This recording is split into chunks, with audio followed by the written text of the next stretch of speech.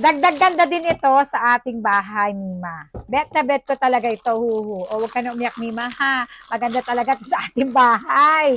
Mapapaiyak ka na nga lang sa ganda. Tapos aesthetic pa yung kanyang kulay. Pang-apat ko na to at kapag bumili ka, hala, nahulog pa yata yung pandikit. Oo nga, kasama doon sa plastic. Kunin natin para makita nyo. Di ba? Nahulog na. O eto, para sa mga team white at team gray, at para sa mga gusto ay hindi na iipisan ang kanilang mga toothbrush, toothpaste, kutsara, tinidor, aba, kailangan mo nito, Mima. Kasi napaka-safe nito. O, ganyan yan. O, lagay mo yung toothpaste, dito, toothbrush.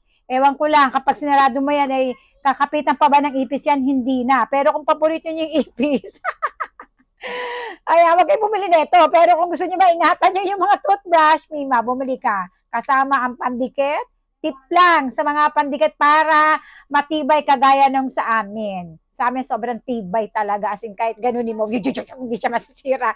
Hindi siya matatanggal. Kailangan lang sobrang linis ng surface na pagdidikitan nyo nito. Tuyo, dapat walang alikabok. At kapag naidikit nyo na itong pandikit na to, wag nyo muna agad-agad to ilalagay.